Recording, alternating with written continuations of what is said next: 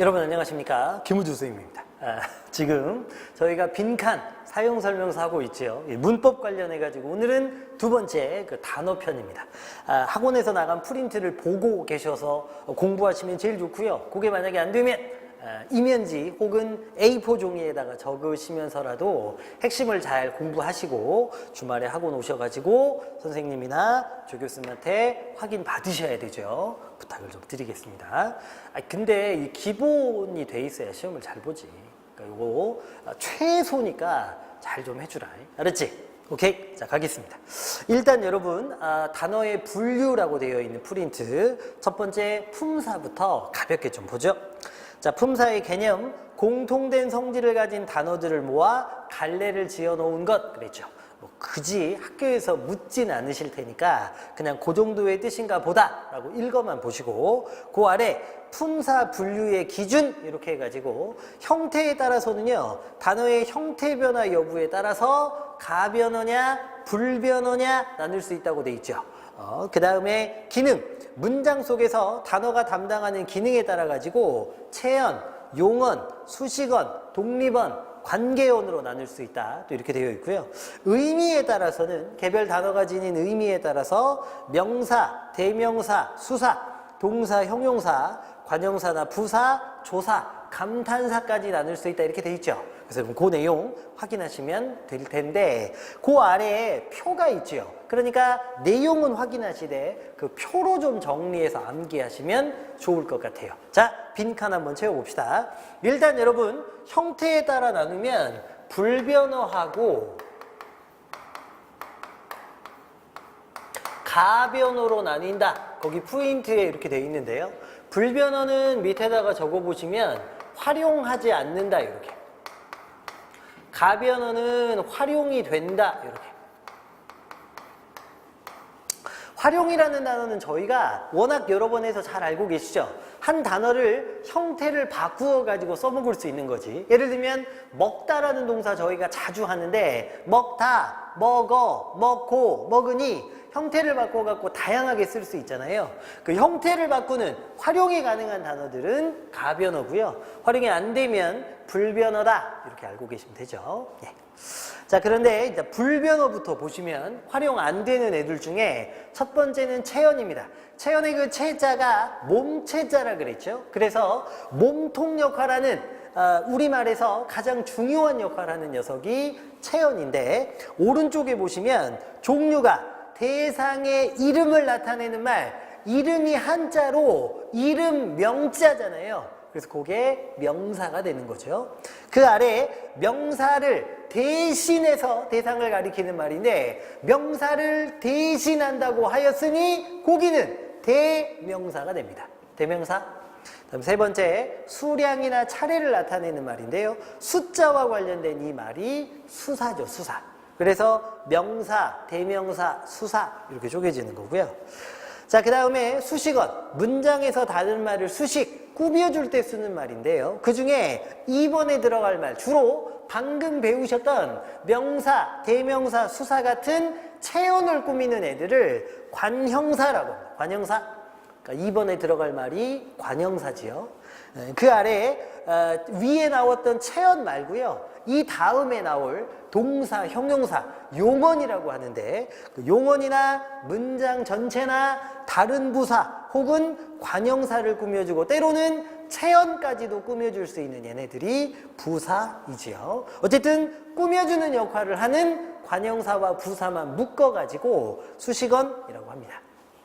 자, 그 다음 화자의 부름, 느낌, 놀람, 대답을 나타내는 말이 감탄사인데 감탄사는 혼자도 쓰일 수 있다 하여 독립언이라고 거기 부르는 거고 그 다음에 관계언이 나오는데요. 별표, 가장 중요하죠. 문장에서 쓰인 단어들의 말 그대로 관계를 나타내는 말인데 3번에 들어갈 말이 관계. 그게 바로 누구냐?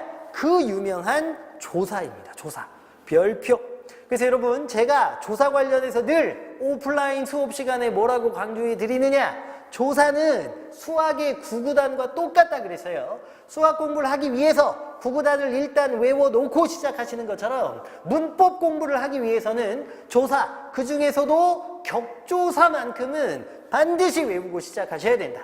그래서 이게 다 암기가 되어 있는 경우는 상관없는데 격조사를 아직도 모른다. 반드시 오늘 이 시간이 끝나고 암기가 돼야 그 다음 단계로 부드럽게 넘어갈 수 있습니다. 알았지? 자, 그 다음에 가변어 볼게요.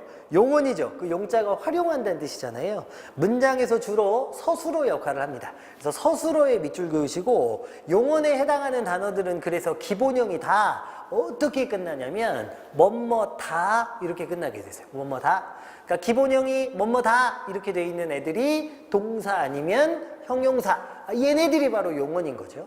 오른쪽에 보시면 동사는요, 그 동자가 한자로 움직일 동자잖아요. 그러니까 움직임과 관련된 말이 동사죠. 그 아래 형용사는 성질이나 상태를 보여주는 말입니다. 그러니까 먹다, 가다 이런 애들은 동사고요. 예쁘다 뭐 이런 애들은 형용사인 거죠. 그래서 한번 구분해 보시고 특이한 게 젊다는 형용사지.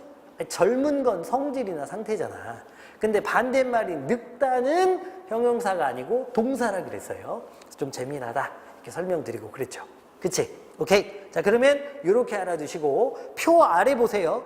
불변어인 조사 가운데 서술격 조사 이다 하나는 조사임에도 불구하고 활용하기 때문에 용언의 속성을 지녔다 이렇게 돼 있죠. 그래서 이다 그 녀석이 유일하게 동사나 형용사가 아니지만 가변어에 속하는 녀석이거든요. 이다에다가 밑줄 그어 두시고 서술격 조사 이다는 가변어에 들어간다는 거 그거 하나 확인해 주십시오. 자, 그러면 본격적으로 그 아래에 빈칸을 좀 채워보겠습니다. 자, 체언부터 조금 더 자세한 설명이 나와 있죠. 자, 명사는 말 그대로 이름명, 대상의 이름을 나타내는 단어인데 일단 종류를 놓고 따지면 보통명사하고 고유명사가 있습니다. 보통명사는 어떤 속성을 지닌 대상들의 말 그대로 두루두루 쓰이는 거죠. 예를 들면 여러분 지금 여기가 강의실이니까요. 선생님 앞에 책상이 여러 개인데 이 책상도 저 책상도 저기 뒤쪽에 있는 책상도 모두 그냥 책상이라고 부르죠. 얘도 쟤도 다 책상이잖아. 이렇게 두루 쓰이는 말은 보통명사인 거지. 근데 고유명사, 예를 들면 요 안에 김우주는 저 하나니까요. 하나밖에 없는 거, 특정한 하나의 대상에만 쓰이는 것은 고유명사죠. 그치? 그래서 크게 어렵지 않고요.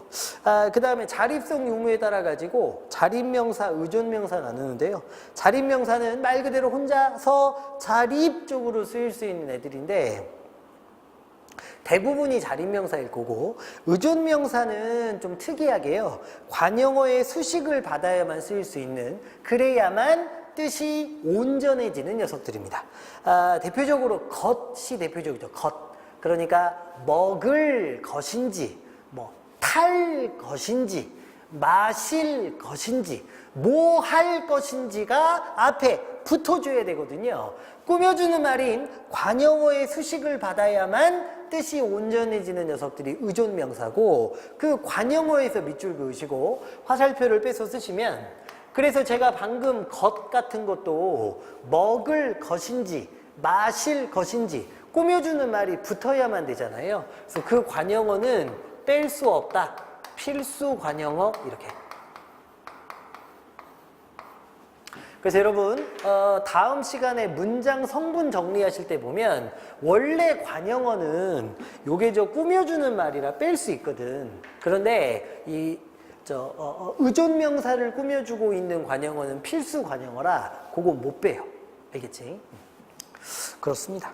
자, 그 다음에 여러분 대명사로 가죠. 명사를 대신해 가지고 대상을 가리키는 말인데 인칭 대명사하고 지시 대명사가 기본입니다. 인칭은 말 그대로 사람과 관련된 거겠죠. 사람 인자니까. 그래서 영어 시간에 배우시는 배우시는 대로 나라는 사람이 1인칭이고 상대방인 너가 2인칭이고 나와 너가 아닌 다른 사람은 3인칭으로 가는 거니까 크게 어렵지 않으실 거라고 생각합니다. 지시대명사는 뭐 앞으로 뭐 지시, 부사니 이런 말도 들으실 텐데 대부분 이, 그, 저 요거 세 가지죠. 그래서 거기도 이것, 그것, 저것, 여기, 거기, 저기 이렇게 나와 있는데요. 공간이나 시간을 지시하는 거고 대신 이것은 내가 갖고 있는 게 이것이죠. 말하는 사람, 화자와 가까이 있는 게 이것이고요. 그것은 상대방이죠. 너한테 있는 게 그것이잖아. 그리고 저것은요, 이 두 사람 모두에게서 멀리 떨어져 있는 게 저것이죠. 그래서 이것, 그것, 저것도 어떻게 구분되는지 그 정도만 아시면 될 것 같아요. 자, 그 다음에 그 밑에 이제 시험에 잘 나오는 건 걔네들인데 4번에는요, 앞에 나온 명사나 명사구를 다시 지시할 때 쓰는 건데 영어 시간에 많이 보셨죠? 무슨 셀프 들어가는 거. 그게 제귀 대명사입니다. 제귀 대명사. 앞에 있는 말을 다시 받을 때 쓰는 거. 제귀 대명사 체크해 두시고요. 그 다음에 거기 메모하실 게 사실 요새 핫한 건 요거 두 가지인데요. 미지칭 대명사하고 그 다음에 부정칭 대명사예요. 미지칭 대명사와 부정칭 대명사가 요새 핫한 녀석들입니다. 미지칭은요, 말 그대로 미지칭이고요. 부정칭은 말 그대로 부정칭이거든요. 무슨 말이냐? 여러분, 미지라는 말을 언제 쓰냐면 뭘 모를 때 쓰는 거잖아.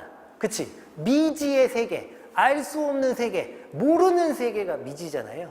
그러니까 미지칭은요, 진짜로 모를 때 쓰는 거예요. 부정칭은 말 그대로 정해지지 않았다는 뜻이잖아요. 그래서 누군지를 모르는 것이 아니라 알긴 아는데 안 정해져 있을 때 쓰는 거예요. 자, 여러분 예를 들어 봅시다. 예를 들면 제가 수업 시간에 해드리는 대로 누구세요? 요거 하고 그 다음에 누구라도 나와서 한번 풀어봐 뭐 이런 거 있잖아요. 그러면 여기 누구하고 여기 누구는 좀 다르지. 왜냐면 똑똑 그래가지고 누구세요? 이렇게 하면 이 누구는 내가 진짜로 그 누구가 누군지 모르니까 물어보는 거잖아. 이때는 미지칭 대명사가 맞죠? 모르니까 누구세요? 이렇게 얘기하는 거잖아. 그런데 여러분, 제가 여러분들한테 야, 누구라도 나와서 한번 풀어봐. 이때 누구는 내가 니네들을 모르는 게 아니잖아. 뻔히 다 보고 알고 있는데 누가 풀 건지 안 정해져 있는 거죠. 이때는 미지칭이 아니라 부정칭 대명사로 가는 거예요. 그치? 그래서 미지칭이냐 부정칭이냐 이것도 구분해서 좀 알아두시면 좋겠습니다. 자, 세 번째는요, 수사인데요. 숫자와 관련된 말이죠. 근데 사물의 수량이나 순서를 나타내는 건데 수량을 나타내는 건 양수사고 순서를 나타내는 건 서수사지. 그래서 영어 시간에도 1, 2, 3, 4 요거 하고 first, second, third, fourth 이렇게 들어가는 것은 서수사고 이렇게 배우셨죠. 크게 어렵지 않으실 거라고 생각합니다. 자, 그런데 넘어가기 전에 적당한 곳에다가 메모하셔야 될 게 여기서 이제 무슨 문제가 된다 그랬느냐. 사실 체언편에서 여러분들이 대비하셔야 될 것은 품사 통용의 문제라 그랬죠. 품사 통용.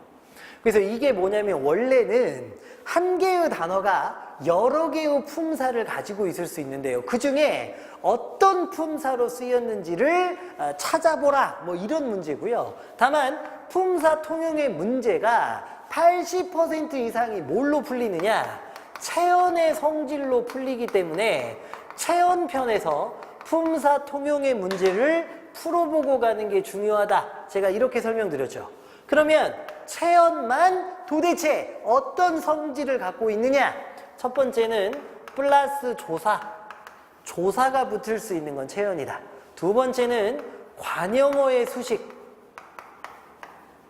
관형어의 꾸밈을 받는 것도 체언뿐이다. 이렇게 두 가지 말씀드렸죠. 그래서 문제를 풀어보는 건데요. 다만 이 관형어라는 말은 요 다음에 제가 영상을 찍어 올리게 될 문장편에서 문장 성분할 때 좀 더 자세하게 다룰 거니까 그때 좀 보시죠. 뭐 예를 들면 그래서 저희가 풀어봤던 문장이 요거죠. 첫 번째는 10사람이 필요하다.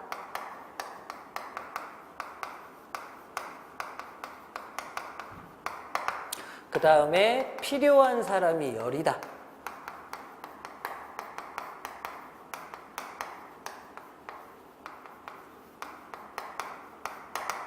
보시다시피 여기도 10이 있고 여기도 10이 있고 둘 다 10, 숫자 10이 나왔잖아요. 근데 둘은 좀 다르지. 왜냐면 여기 10은 여러분 뒤에 뭐가 붙었냐? 이다라는 말이 붙었는데 아까 수업 초반에 나왔죠. 이다는 우리말에 하나밖에 없는 서술격 조사. 그리고 조사가 붙었다는 것은 열이 체언에 들어간다는 뜻이니까 체언 중에 숫자와 관련된 녀석은 수사죠. 그러니까 요 녀석은 수사가 맞습니다. 그런데 여기 열은 수사가 아니에요. 그럼 뭐냐? 한 사람, 두 사람, 10사람. 뒤에 나오는 사람이라는 명사를 꾸미거든요. 명사를 꾸미는 말을 뭐라고 하냐면 관형사라 그래요. 관형사. 요거는 관형사 중에 숫자와 관련돼 있는 수관형사예요. 수관형사. 그러니까 둘은 좀 다르죠. 이렇게 구분할 때 뭘 쓰느냐? 조사가 붙어 있다는 체언의 성질로 구분해 보는 거예요. 알았지? 하나 더 저희가 수업 시간에 했던 거 제가 여기 지우고 써볼게요. 일시정지 버튼 눌러가면서 메모하는 거지 하실 분들. 자, 예를 들면 이런 거죠. 법대로 해라. 옛날에 했던 거. 두 번째는 하고 싶은 대로 해라.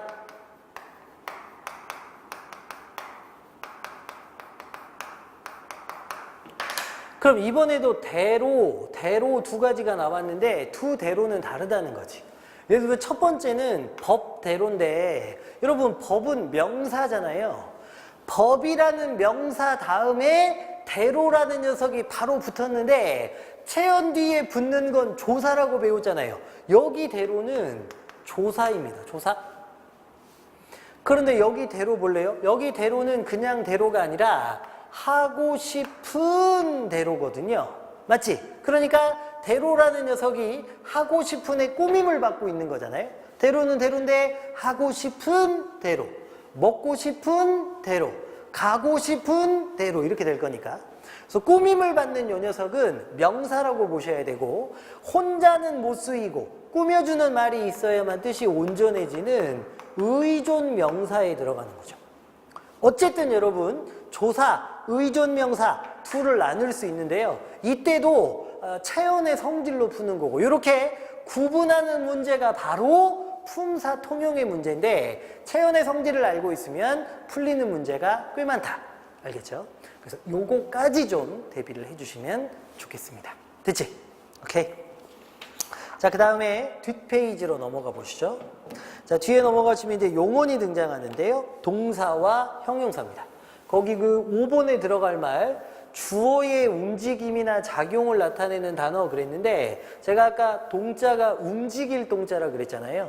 움직임이나 작용을 나타내는 말이 동사겠지, 동사. 근데 그 아래 성질이나 상태를 나타내는 게 형용사죠.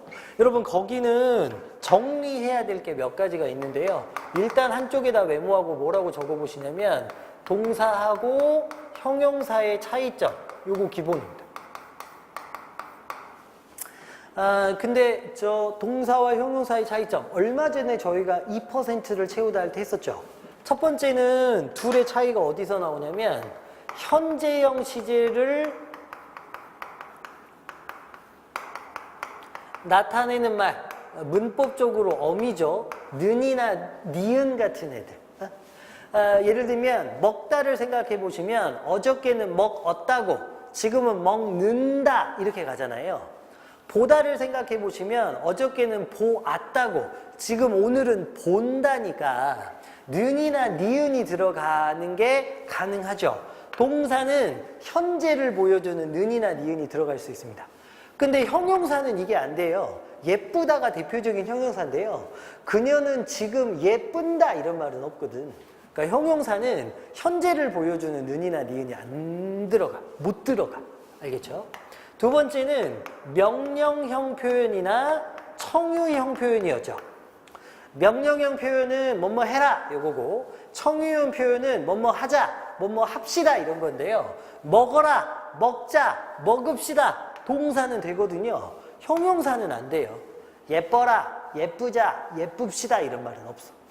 마지막으로 여러분 저희가 어디까지만 좀 정리하기로 했냐면 목적이나 의도를 나타내는 표현이었죠. 목적은 뭐뭐하러, 의도는 뭐뭐하려 이렇게 되는데요. 동사는 이게 돼요. 먹으러, 먹으려 다 됩니다. 형용사는 안 되죠. 예쁘러, 예쁘려 이런 말은 없어요. 그치? 그래서 이렇게 동사와 형용사의 구분법에 대해서 좀 알아두실 필요가 있다. 됐죠? 이렇게 보시면 되겠습니다. 자, 그 다음에 두 번째는요, 본용어과 보조용어 이야기가 나왔죠. 거기 읽어보면 본용어는 보조용어 앞에 쓰이는 용어이다 이렇게 돼 있고, 보조용어는요 다른 용어 뒤에 붙어가지고 의미를 더해주는 용어이다 이렇게 돼 있는데, 거기는 또 우리 수업 시간에 짤막하게 정리한 대로 이렇게 한번 메모해 볼래요? 예를 들어서 저희가 세 가지만 그때 정리했죠. 먹고 싶다, 먹어보다, 먹고 마시다 이렇게 세 가지 정리했잖아. 맞죠? 먹다, 싶다, 먹다, 보다, 먹다, 마시다 다로 끝나면 동사 아니면 형용사라 그랬으니까 여기는 보시다시피 동사 또는 형용사가, 여긴 다 동사긴 한데요. 어쨌든 동사 또는 형용사가 연달아 두 개가 나오는 거지. 그런데 각자가 자기 역할을 수행할 수도 있는데 한 녀석은 중심을 잡아주고 한 녀석은 보조해주는 역할만 할 수도 있다고. 그때 본용언, 보조용언 이야기를 하는 거고, 보조용언이 만약에 붙는다면 보조용언은 뒤에만 붙는 거거든. 그러니까 결국 본용언인지 보조용언인지 확인하라는 문제는 뒤쪽에 있는 용언의 정체를 밝히라는 거예요. 그런데 한 가지 팁을 드리자면 앞에가 이렇게 먹다라는 동사면 뒤에 오는 녀석은 대부분 보조 동사고요. 앞이 만약에 형용사라면 뒤도 당연히 보조 형용사가 오는 경우가 대부분입니다. 그래서 이렇게 정리를 해두시면 되는데요. 일단 한번 판단해보죠. 먹다 하고 싶다가 두 개가 붙었는데 여기 싶다는 혼자 못 쓰이지. 그렇지 않아? 아니 먹고 싶은 건지 뭐 가고 싶은 건지 뭐 하고 싶은 건지가 앞에 있어야지. 그러니까 여기 싶다는 혼자는 못 쓰이고 앞에 있는 녀석의 뜻을 보충만 해줄 수 있거든요. 그러니까 이 녀석은 뭐가 되느냐? 본용언과 보조용언 관계가 맞습니다. 그치? 근데 여러분 두 번째 보세요. 먹다 하고 보다가 나오는데 얘네들은 관계를 살펴보면 먹다하고 보다인데 먹다도 지 혼자 쓰이지만 당연히 보다도 쉽다하고는 달리 그냥 보다라는 단어가 뜻이 있죠. 그러니까 이거는 독립적인 것은 쉽다하고 좀 달라요.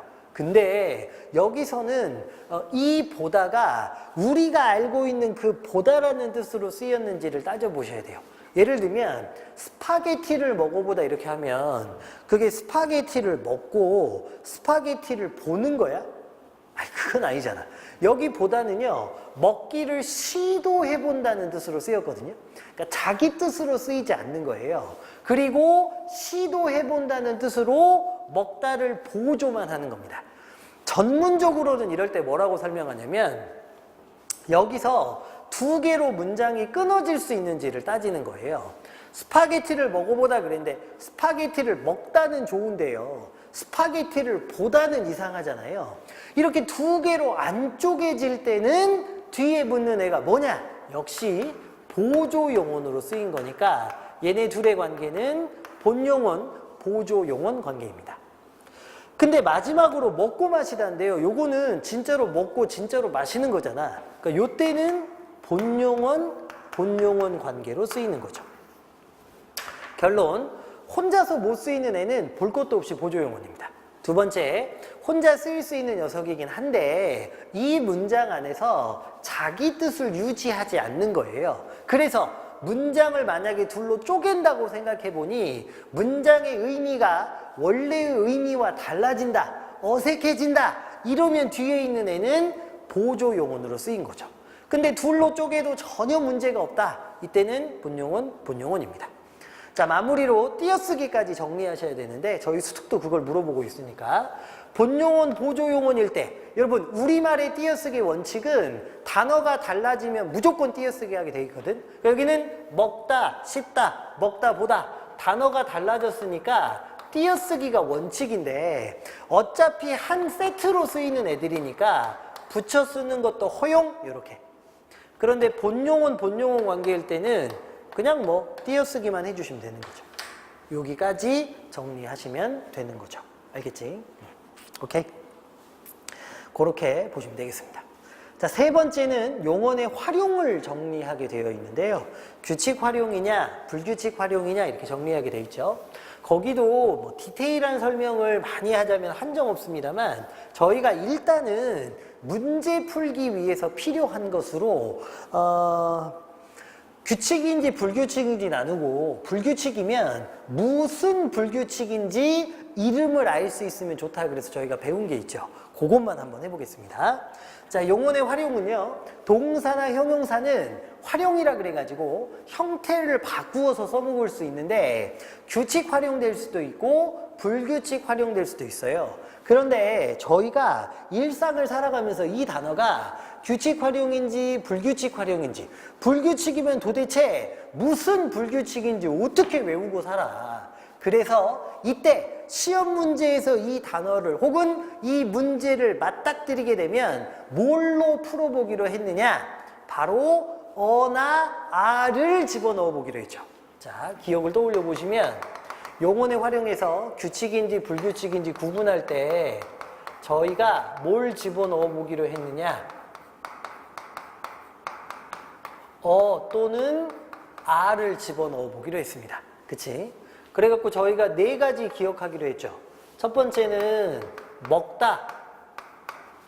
한번 해볼까요? 요거 규칙이야 불규칙이야 이렇게 물어보면 일단 어를 집어넣어 보면 된다 그랬죠. 그리고 실제로 어떻게 쓰는지 우리가 일상에서. 근데 예를 들면 아까 했던 거 스파게티를 먹다.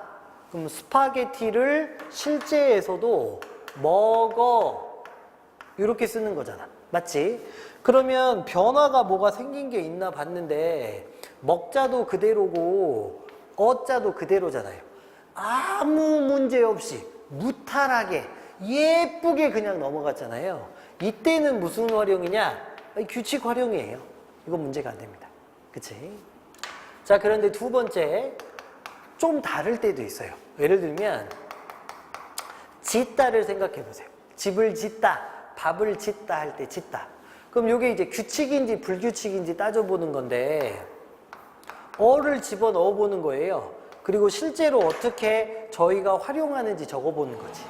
근데 봤더니 집을 짓다 그래 놓고 집을 지서 이렇게 얘기하진 않죠. 집을 지어 보는 거잖아. 지어. 그치? 그러면 변화가 있나 봤더니 지자도 그대로고 어자도 그대로인데 아이고 시옷이 탈락하는 변화가 있다는 걸 알 수 있죠. 그러면 규칙이냐 불규칙이냐 따지면 이때는 뭐가 되느냐? 변화가 생겼으니까 불규칙이라 그랬죠. 그럼 무슨 불규칙이냐? 이름을 정해봐야 되는데 이름을 어떻게 정하기로 했느냐? 변화가 생기는 부분이 앞부분인 어간인지 뒷부분인 어민지 요걸 나누기로 했다고. 여기는 지금 앞부분에 해당하는 어간 부분의 변화가 생겼잖아요. 이때는 얘 이름을 따라가는 데다. 얘. 그래서 무슨 불규칙이냐? 시옷 불규칙이다 이렇게 이름 붙이기로 했죠. 그런데 다 이렇게도 될 수 있어요. 공부하다 생각해 보세요. 공부하다. 이거 규칙이야 불규칙이야 이렇게 물어보면 어자를 집어넣는 거예요. 그러면 실제로는 어떻게 쓰느냐? 열심히 공부하다. 근데 열심히 공부하어는 없지. 열심히 공부하다 이렇게 되는 거잖아요. 그러면 이제 변화가 어떻게 생겼나 봤더니 공부하는 똑같고 어가 여로 바뀌었다는 걸 알 수 있어요. 규칙이냐 불규칙이냐? 변화가 있으니까 불규칙인데 이번에는 무슨 불규칙이냐?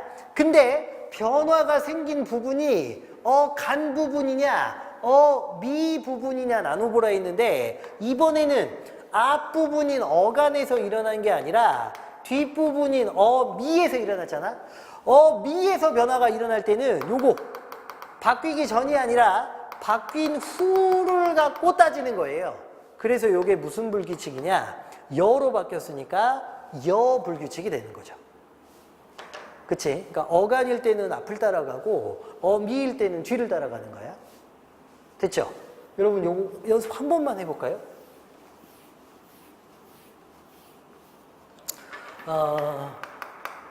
굽다가 규칙인지 불규칙인지, 불규칙이라면 무슨 불규칙인지 생각해 보시고, 푸르다가 규칙인지 불규칙인지, 불규칙이라면 무슨 불규칙인지 생각해 보세요.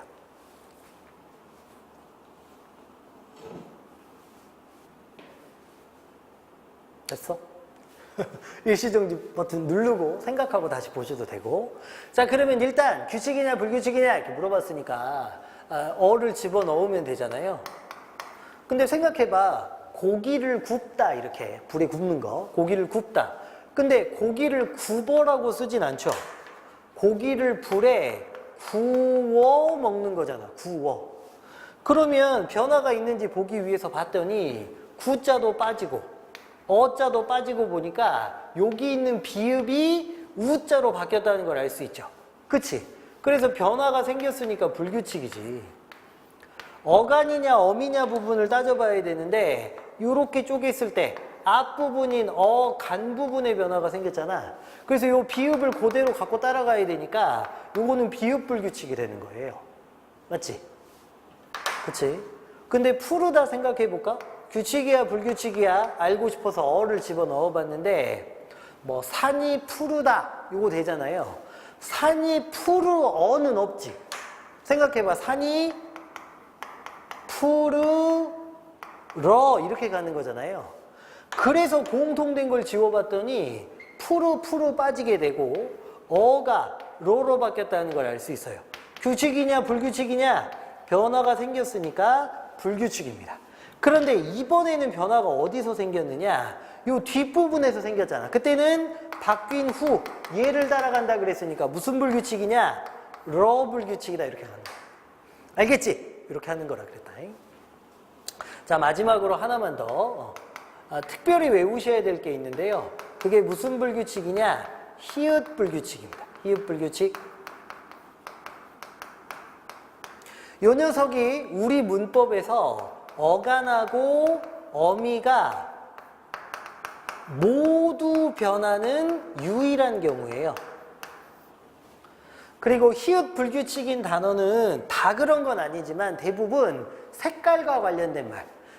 히읗이 어간 부분의 끝에 와야 되는데 하얗다, 파랗다, 까맣다. 그래서 어간 부분의 끝이 히읗으로 들어오는 얘네들이 대부분 이거거든요. 자, 결론. 히읗 불규칙은 우리말에서 유일하게 어간 어미가 모두 변하는 경우다. 그래서 만약에 어간 어미가 모두 변하는 경우를 찾아라 그러면 히읗 불규칙 찾으라는 거다. 그런데 히읗 불규칙은 결론을 놓고 봤더니 무엇과 관련된 말이 많느냐? 색깔과 관련된 말이 많다. 그래서 이런 말이 나오면 센스 있게 맞춰달라. 시험에 나왔던 건 이거예요. 파랗다의 파랏에다가 아서가 팔에서가 되는 이게 나왔거든요. 그러니까 여기 보자시피 어간 부분이 히읗으로 끝날 텐데 이거 생각해보면 파랏이 파래가 되는 거니까 히읗도 탈락하고 아서도 여기 보시는 것처럼 팔에서 이렇게 변하는 거잖아요. 어간 어미가 모두 변하는 건 히읗 불규칙 하나인데 색깔과 관련된 말이 나오면 파랗다, 까맣다, 하얗다 이거 조심해달라. 아시겠죠? 오케이? 좋습니다. 여기까지 됐지? 아주 어려운 내용이고요. 숙달될 때까지 연습이 좀 필요한데 잘 모르시겠으면 영상을 차라리 한 두세 번을 보시고 이해하고 혼자 해보시면 더 나으실 수도 있어요. 알았지? 오케이? 자, 이렇게 보고 그 다음 내용들 빠르게 저희가 같이 한번 정리해 보겠습니다. 그 다음에 수식어으로 넘어가게 돼 있지. 수식은 말 그대로 꾸며준다는 뜻이니까 아까 봤던 꾸며주는 말, 관형사하고 부사 이야기 할 건데요. 관형사, 체언 앞에서, 그러니까 명사, 대명사, 수사지. 체언을 꾸며주는 단어인데 조사랑 결합할 수도 없고 당연히 형태가 변하지도 않지요. 그래서 지시관형사, 어떤 대상을 가리키는 관형사인데요. 이, 그, 저. 아까 지시라는 말이 들어가면 이, 그저를 저희가 생각해 보기로 했죠. 그 다음에 성상관형사인데 요거는 성질, 상태의 줄임말이 성상이거든. 그 성질이나 상태를 꾸며주는 거. 그 다음에 수량이나 순서 등 숫자 개념을 나타내는 것은 6번에 들어갈 말 수관형사. 수관형사.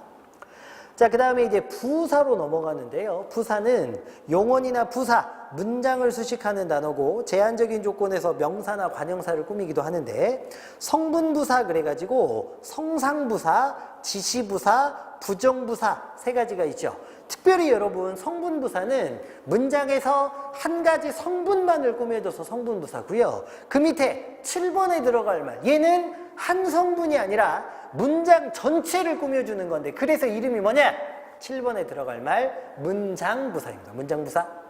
문장부사는 크게 두 가지인데 첫 번째는 양태부사인데요. 태가 태도, 그러니까 말하는 사람의 심리나 말하는 사람의 태도를 보여주는 과연, 설마, 틀림없이 이런 말들이 양태부사고요. 그 다음에 문장을 이어주는 접속어, 그리고, 그래서, 그러나 이런 애들을 접속부사라고 합니다. 관형사 부사는 시험에서 크게 어렵게 다루지 않거든요. 대충 그런 내용이 있다는 것 정도만 좀 이해하시면 될 것 같아요. 자, 그 다음에 하이라이트 관계언으로 가는데요. 별표 쳐두시고 아무튼 무조건 암기예요. 특히 격조사. 그래서 여기는 설명이 중요한 게 아니라 암기야, 암기. 꼭 잘 알아두셔야 됩니다. 자, 조사는 체온 뒤에 결합해서 다른 말과의 문법적인 관계를 나타내거나 거기다가 밑줄 그으시고 그게 격조사지요. 관계를 보여주는 말이 격조사고 뒷부분에 특별한 뜻을 더해준다. 그거 화살표 빼서 적으시면 그게 보조사입니다. 보조사. 알겠지? 그러니까 관계만 나타내는 건 격조사고 조사지만 특이하게 뜻을 보태주는 게 보조사인데 자, 격조사 보시면 앞에 오는 체온이 문장 안에서 일정한 8번 자격을 갖도록 해주는 조사죠. 자격. 자, 주격조사 이, 가 나와 있고 깨서까지 알아두세요. 깨서. 가끔은 에서가 나올 때도 있거든요. 에서. 정부에서 추가 대책을 발표했다. 그러면 추가 대책을 발표한 주체가 정부잖아. 그래서 에서가 주격조사가 될 때도 있는데요. 특이한 경우고 이, 가, 깨서 대표적입니다. 목적격조사, 을 두 개밖에 없죠. 꼭 외우셔야 되고 관형격조사도 의 하나밖에 없어요. 꼭 외우셔야 됩니다. 보격조사도 이, 가 두 개인데 다만 여러분 앞에 주격조사도 이, 가니까 똑같아서 헷갈리죠. 복격조사는 뭐 앞에만 쓰인다 그랬느냐? 적어보시면 되다, 아니다 앞에만 쓰인다. 그래서 저희가 뭐 예를 들면 철수가 경찰이 되었다.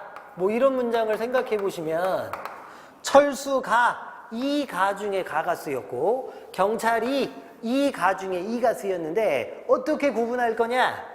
되다 앞에 있는 경찰이 요게 보를 만들어주는 복격조사고 그냥 요 녀석은 앞에 있는 요 녀석이 주격조사 이렇게 그래서 되다 아니다 앞이 보다 이거 기억해라 그랬죠. 자, 그 다음에 부사격조사는 종류가 너무 많아서요. 그때그때 배우시는 수밖에 없어요. 외우고 어디에 무엇보다 어디에서 누구누구에게 누구누구와 엄청 많죠. 자, 서술격조사도 이다 하나밖에 없으니까 무조건 남기고 호격조사는요. 그 호자가 부를 호자예요. 그래서 누군가를 부를 때 쓰는 말이라 그랬고, 아, 야, 여, 시여 뭐 이런 것들이 다 혹격조사인데요. 한 가지 팁을 드리자면 주격조사가 붙으면 이 다음 시간에 배우겠습니다만 그게 문장 성분 중에서 주어 역할을 한다고 저희가 아는 거예요. 목적격조사가 붙었다 그러면 목적어, 그 다음에 뭐 보격조사가 붙었다 그러면 보, 관형격조사가 붙었다 그러면 관형어, 서술격조사가 붙었다 그러면 서술어 이렇게 되는 건데요. 혹격조사가 붙으면 뭐냐? 호 이런 말은 우리말에 없잖아. 그거는 독립어입니다. 독립어. 알았지? 예. 그렇게 구분하시면 되겠습니다. 자, 그 다음에 9번에 들어갈 말, 두 단어를 같은 자격으로 이어주는 역할을 하는 건데 그거는 접속조사라고 한다 그랬고, 접속조사. 와, 과 이런 애들이죠. 자, 그 다음에 앞말에 특별한 의미를 덧붙여주는 애들이 뭐냐면 그게 보조사인데요. 저희가 무조건 외우기로 한 6개가 있었어요. 거기 다 외우시면 좋은데 그게 안 된다면 거기도 나와 있습니다만 은는, 만뿐,